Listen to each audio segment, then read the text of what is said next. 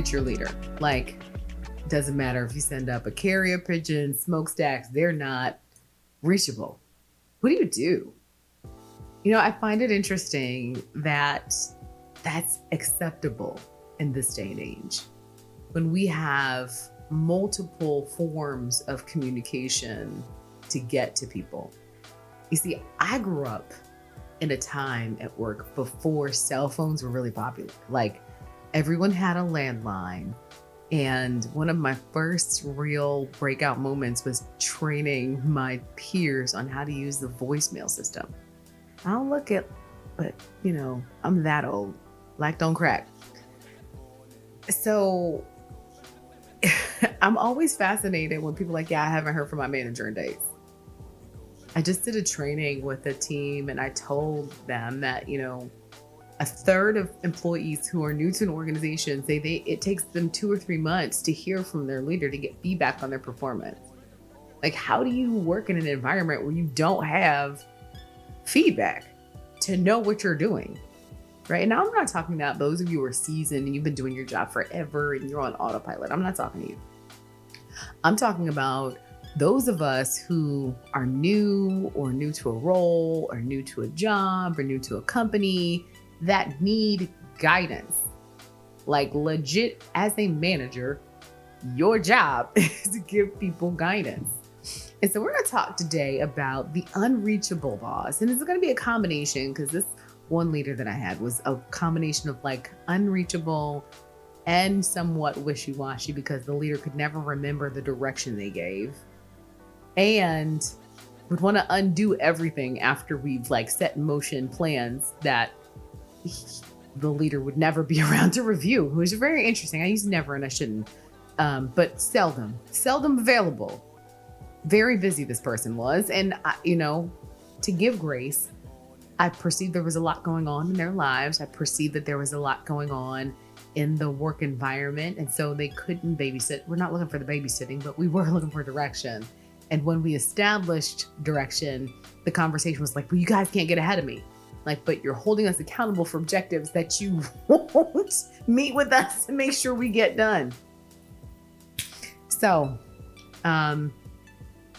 working for this company after I left my first kind of big career jump and had a really good time. It was really fun working for this new company. It's a transportation company and new organization forming this learning and development, talent management function, which was pretty cool. We got to do some really fun stuff. Everything from designing, tools and architectures to help support the business, but also helping the business define who they wanted to be in the talent management space. Was all great stuff. And having come from an organization where it was already set in motion was one thing, and then to come to a new organization and get to design it was actually a lot of fun. And in that time frame, working with a ton of people who were consummate practitioners in the organizational development space, which I enjoyed thoroughly. And one of the challenges we had was often we wouldn't get good access to our leader. And it sucked because we needed to do work. We were all professionals. We knew what to do, but we also knew the hierarchy and the positioning in the relationship required, hey, you probably should look at this before we go any further. And it was frustrating because by the time we would have those conversations, there would be a significant attempt to like dismantle what was happening.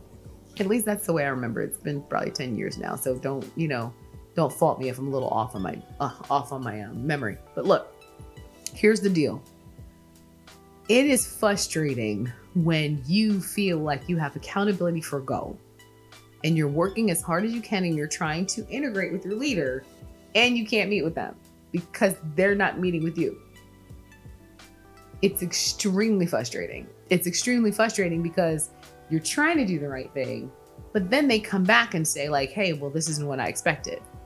And you're like, well, that would have been great 30 days ago, right?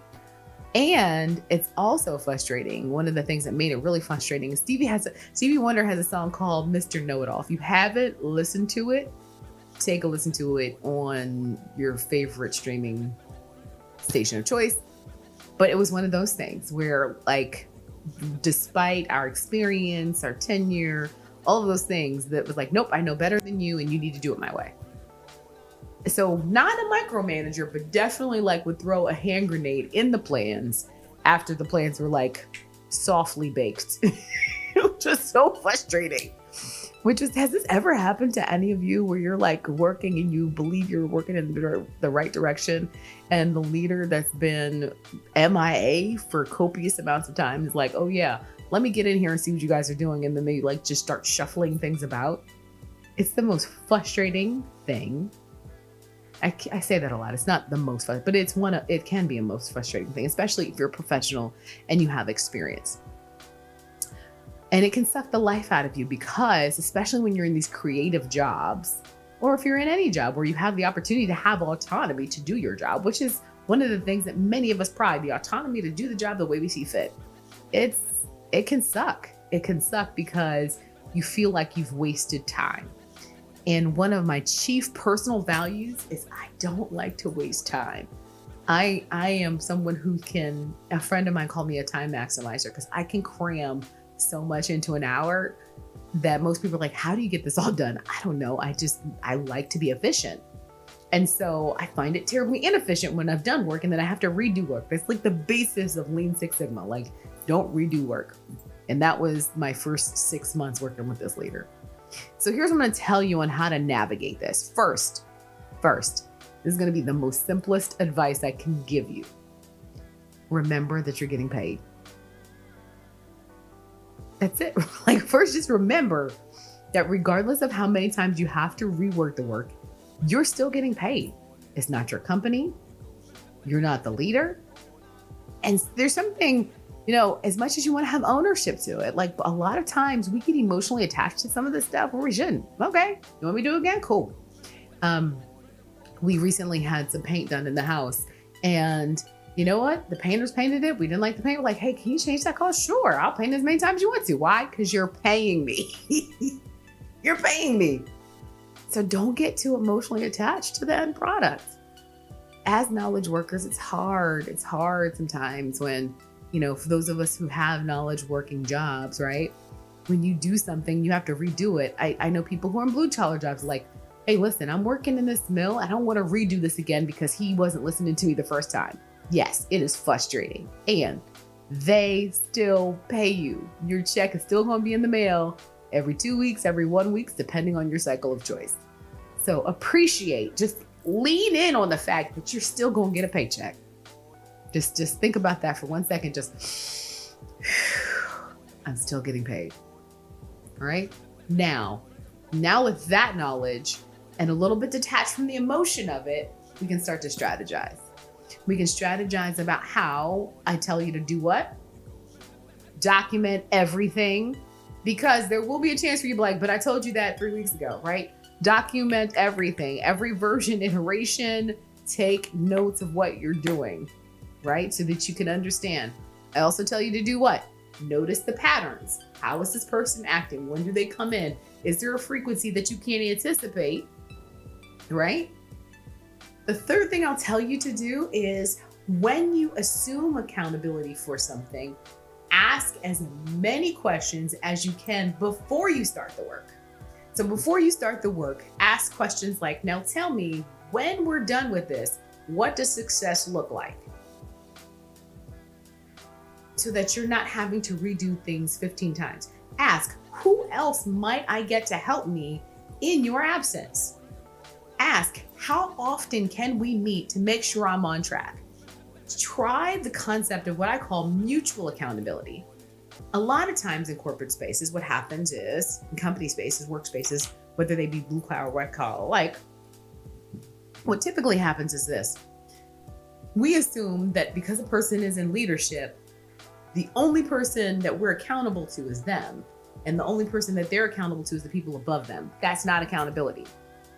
Accountability is being able to do what you say you're going to do when you're going to do it, regardless of the position. And I believe that mutual accountability in terms of the overarching success of the project, the product, the business, what have you, has to go multiple different ways. It has to go up, down, and sideways. So meaning if I work for William, who's taping us right now. Thank you, William. Entertainment's amazing. If I work for William and William I need something from him in order to do my job, I should be able to say, hey, William, I'm stuck on this and I can't do this until you give me that. And he say, hey, Nell, you're right. Thanks so much. And there should not be a whole lot of drama around me holding him into account for what I need from him and vice versa, because I work for him, so to speak, right? As my leader, hey, Natalie, this is due at 5, it's 4:30, you good? Right? There should be some level of play around this idea of who's accountable to whom. We as grown adults should be able to be accountable to our peers, to those that are levels below us, and for those who are on top, levels above us.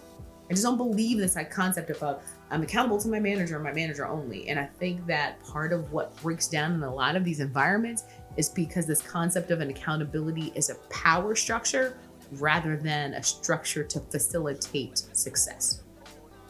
So how do we do this? We make sure we say, here's what I might need from you, and when can I integrate? When can I connect with you to get this done? All right, so think about the project, think about what you're accountable for. Can we meet every 2 weeks on Thursday? Can we meet and hold into account like, hey, you missed the meeting. When can we meet next? You have to facilitate your own success. And then if that doesn't work, you then have to find other people to which whom can help you facilitate that work. I am not against also raising the awareness of challenges when another leader's not available. I don't believe in tattletaling per se, right? Because I think that's more on the gossip end. But to say, hey, listen, I'm having a barrier. Could you help me? You don't even have to tell why. Like, hey, I'd love to hear your perspective on this. It's important you understand and realize that the gift of autonomy when your leader's away is actually a beautiful thing. Remember that they're paying you either way around, but then also remember, how do you facilitate getting this done without them? And if you have to redo it, it's unfortunate, but how can you make it better? How can you hone in on the fact that this leader is both very not available and then wants to kind of be knee deep in it after they're done? And how do you keep your cool? What are your triggers? Know your triggers. Oh my goodness. Know your triggers. Know the things that are going to tick you off, right? For me, I can deal with content and ideas. I love the big ideas, but I find the thing that really kind of sets me on something is like when people start dealing with the grammar, like, cause I can't spell to save my life, even though I have a degree in English, love it. I can't spell. And thanks God for things like Grammarly and other things like that, because it's helped me a ton. But know your triggers and know what's going to set you off so that you can be prepared, or even ask like, hey, listen, I see you love grammar. Can you help me with the grammar on this? Find ways to integrate your boss, to tell them like, hey, listen, I need your help in this way. And sometimes leaders are unreachable because they think you don't need them. So how can you show a little self-deprecation, maybe vulnerability, say, you know what, I've done this well, but I'd really love your perspective here. So you focus their attention so they don't come in just trying to rain on your parade, but you're focusing them on the kind of help that you need. These are all ways that you can help engage and be proactive in your own success. When you think about it, you are the driver of your career success, not anybody else. Everybody else contributes. And so no one can drive you crazy unless you give them the keys. Just think about that. No one can drive you crazy unless you give them the keys. So don't. Hope you've enjoyed this episode. We always ask you to like, share, and subscribe. Also join our Facebook page. We'd love to have you a part of our community so that you know you're not alone and that you know you're not the only person that has a boss that's not accessible. Join us on Facebook and also check out our website, yourbosssucks.com. That's yourbosssucks.com. There you'll have an opportunity to share your stories with us so that we can hear more about what's ailing you. Because soon we're going to start reading some of these on the air, also maybe responding to them. And we want to be able to engage with you in that way. We'd love to hear your story. Share it with a friend. Share it with somebody you know who has a sucky boss, because this is going to be helpful. And I hope it has been helpful. And remember, Don't let your boss suck the life out of you. Until next time.